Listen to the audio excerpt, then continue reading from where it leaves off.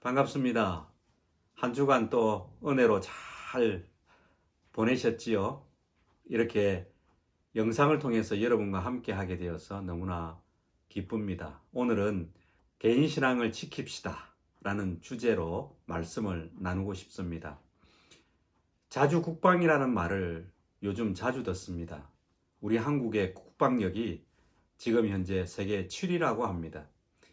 놀라울 만큼 우리의 국방력이 향상되었죠. 그래서 세계 어느 나라도 우리나라를 건들 수 없는 그런 위치가 되었다라고들 평가를 하고 있습니다. 자주국방이라는 것은 스스로 자기 나라를 지킬 힘을 말하는 겁니다. 마찬가지로 개인 신앙도 자기를 지킬 수 있는 그런 신앙이 되면 좋겠다 하는 생각을 해봅니다. 베드로전서 5장 8절을 보시면 사단은 지금도 현재에 두루 다니면서 우는 사자와 같이 두루 다니면서 집어 삼킬 자를 찾는다. 그렇게 기록되어 있습니다. 지금도 여전히 사단은 시뻘건 눈으로 삼켜 잡아먹을 그 대상을 찾고 있다는 뜻이죠. 우리가 자주국방이라는 말처럼 우리가 우리 자신의 개인 신앙을 제대로 지키지 못하고 산다면 사단에게 어떻게 되겠습니까?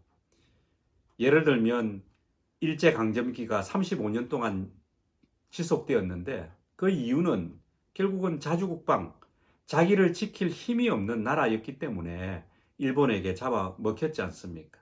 동일하게 우리가 우리 개인 신앙을 튼튼하게 지키지 못한다면 사단은 가만히 안 둘 것입니다. 지금 현재 코로나19 시대라고 얘기하고 있고 이 시대는 고립의 시대다라고들 말합니다. 다시 말하면 이제는 개인적으로 생활하는 그 시간들, 삶이 늘어났다. 일반화되었다. 이런 뜻이죠. 이 고립의 시대에 사단은 개인적으로 연약한 신앙을 가지고 있는 사람들을 더더욱이나 찾아서 그들을 삼키려고 애를 쓸 것입니다. 안타깝지만 이 코로나 시대에 우리의 기독인들의 신앙은 여실히 그 액면이 드러나고 있는 상황입니다.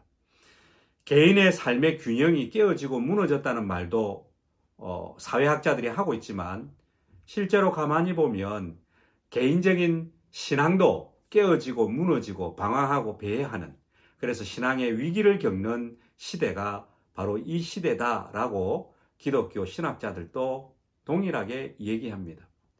그렇다면 왜 기독인들의 그 개인 신앙이 무너지고 배회하고 방황하는 그런 위기의 신앙으로 전락하게 되었을까요? 코로나 때문입니까? 전혀 그렇지 않습니다. 실질적으로 지금까지 쌓아온 개인적인 신앙이 바로 이렇다는 것을 단적으로 보여주는 것입니다. 개인의 신앙이 결국 유리신앙이라는 것을 보여주는 것이죠. 유리는 조금만 충격이 가해지면 금이 가거나 깨어지는 그런 제품입니다. 동일하게 우리의 신앙이 유리신앙이라면 삶이 흔들릴 때, 또 어려울 때, 또 고난이 있을 때, 여러 가지로 힘든 경우가 있을 때 유리처럼 깨어지고 금이 가는 그런 신앙일 가능성이 높으면 개인 신앙이 그만큼 약하다는 것을 보여주고 있는 것이지요. 얼마나 안타깝습니까? 이런 와중에 우리는 시대가 그러니까 어쩔 수 없다라고 치부하기에는 너무 위험한 상황임을 우리는 직시해야 할 것입니다. 왜냐하면 지금도 내 옆에서 사단은 입을 벌리고 있기 때문에 그렇습니다. 그렇다면 이런 고립의 시대에, 그리고 개인의 신앙이 유리신앙처럼 흔들리는 이 시대에 우리가 해야 될 것은 무엇이라고 생각되십니까? 결국 유리신앙이 아니라 철옹성 같은 신앙으로 계속해서 발돋움해야 할 것입니다. 그래서 이 시간에 여러분, 우리의 개인의 신앙을 지키기 위해서 필요한 것 몇 가지를 말씀드리고 싶습니다. 우리의 개인 신앙을 지키기 위해서 진실로 필요한 것이 무엇일까요? 그것은 하나님과의 관계 설정을 분명히 하고 확실히 해야 한다는 것입니다. 지금 현재의 우리의 신앙 안에서 하나님과의 관계 설정이 여러분들은 분명하게 설정되어 있습니까? 예를 들면 하나님은 내 인생의 주인이시오. 나는 따라가는 사람, 따라가는 존재이다. 이것이 확실하게 설정되어 있습니까? 또 하나님은 내 인생의 선한 목자다. 그리고 나는 그 목자 대신 하나님을 따라가면 된다. 라는 이 목자와 양과의 관계의 설정이 분명하게 성립되어 있습니까? 우리 주님이 생명 에너지의 원천이시고 나는 그 원천을 누리는 존재다. 이렇게 성경에 기록되어 있는데 이 관계 설정이 분명하게 확실하게 설정되어 있느냐 하는 것입니다. 하나님과 예수님과 나와의 관계 설정이 분명하다면 코로나가 와도 또 고립의 시대가 와도 또 어려운 상황에 직면할지라도 우리는 흔들릴 수가 없습니다. 나의 주인은 내 인생의 주인은 하나님이시지. 그래서 그 하나님께서 내 인생을 이끌고 선하게 나아가실 거야. 이것이 분명해질 수 있습니다. 내가 바쁘지만 내가 여러 가지 일들로 정신이 없지만 그래도 생명의 원천이 에너지의 원천이 주님이시기에 내가 그 주님과 가까이 지내야지. 주님을 만나야지. 이런 삶이 분명하고 명확해진다는 것입니다. 우리의 하나님과의 관계 설정은 확실합니까? 그리고 분명합니까? 이거부터 분명히 해야 하는 것입니다.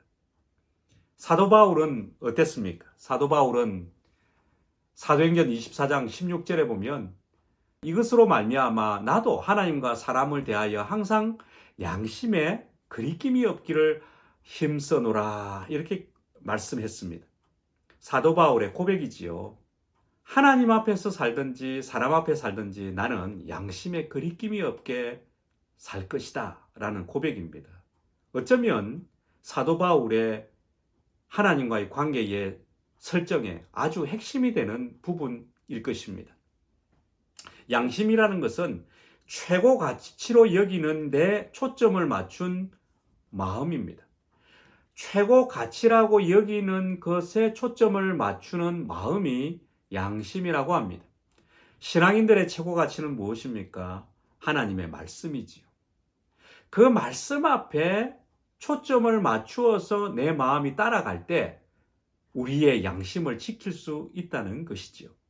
사도 바울은 이 얘기를 한 것입니다.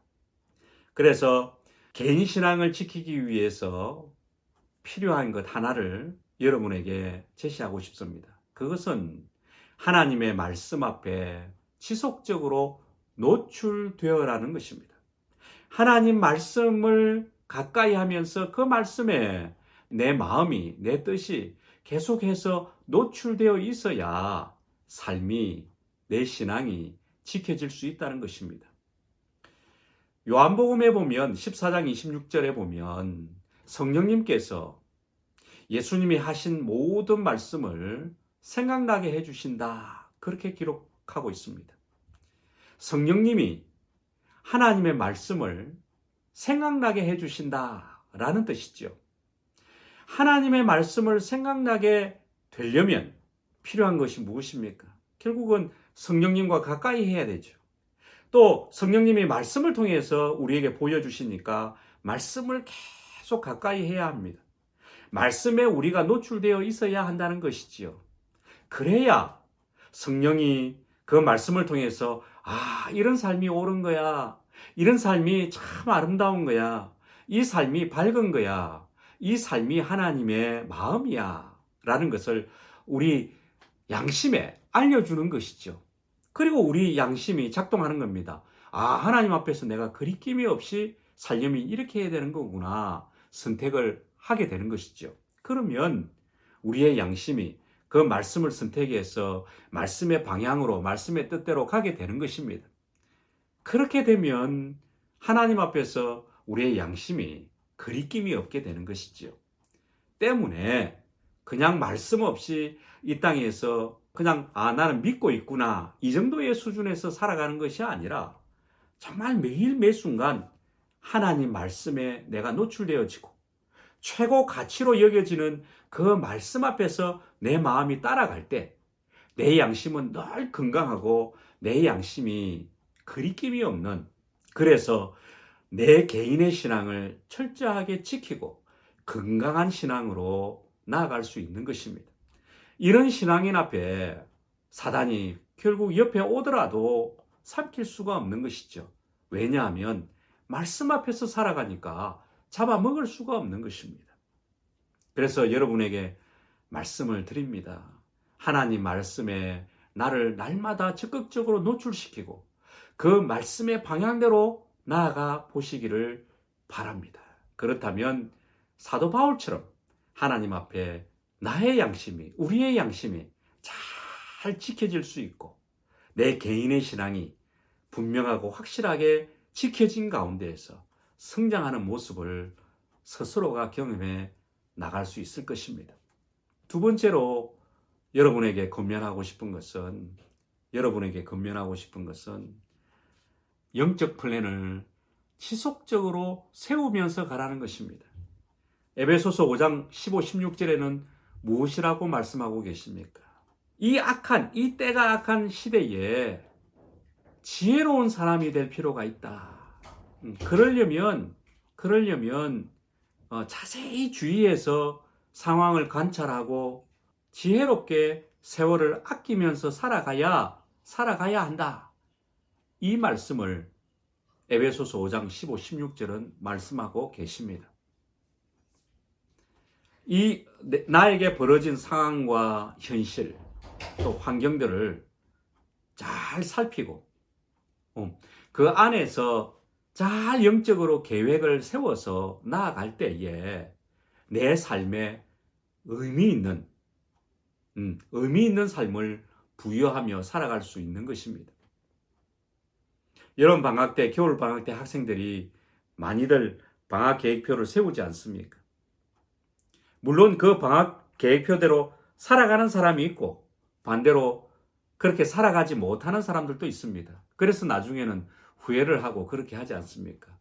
하지만 여하튼 방학 계획표대로 쭉 규칙을 명확히 세워서 살아가다 보면 자기의 삶을 의미 있게 보낼 수 있는 확률이 높아질 수밖에 없죠. 비단 학교 생활만 그럴까요? 영적인 생활도 그렇습니다.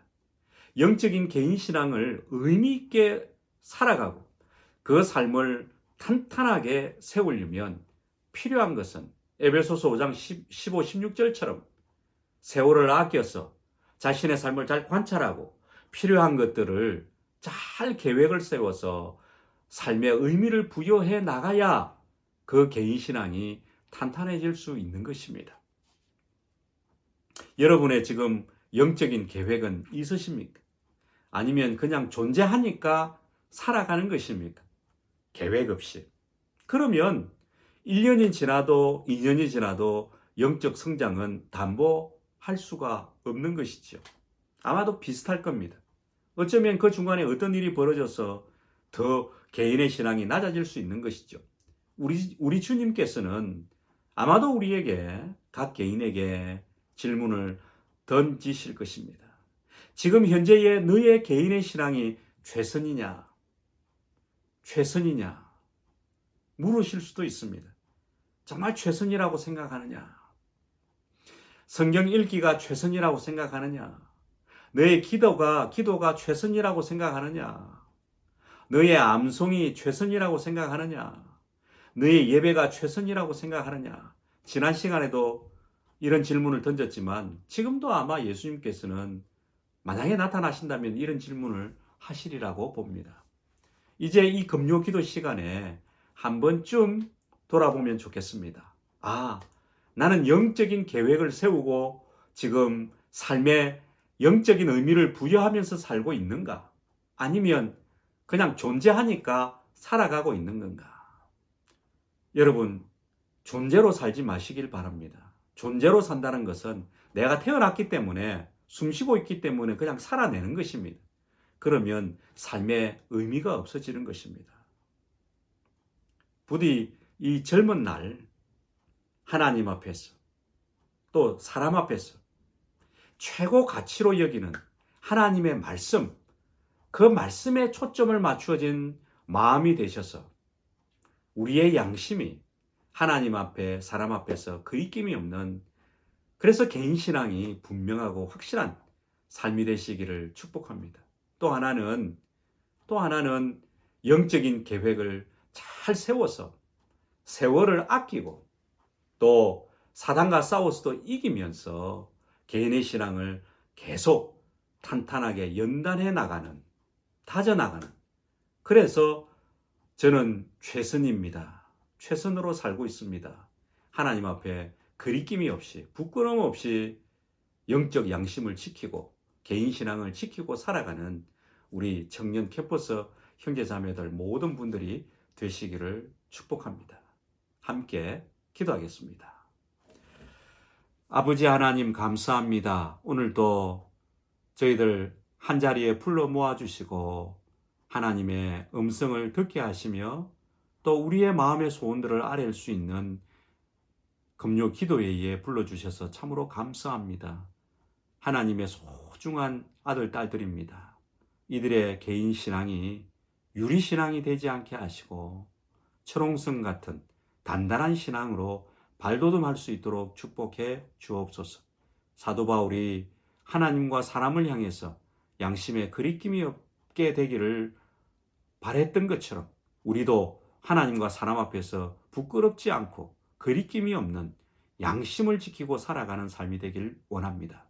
말씀의 양심을 지키고 살게 하시고 또 존재하기 때문에 그냥 살아내는 정도가 아니라 에베소서 5장 15, 16절 말씀에서 보여주신 것처럼 세월을 아껴서 지혜롭게 영적인 계획들을 잘 세우고 실천해서 매일의 삶이 의미 있는 삶, 의미를 부여하고 살아가는 삶, 그래서 하나님 보실 때에 최선의 삶을 살아가는 영적인 주님의 사람들 다 되게 하여 주시옵소서.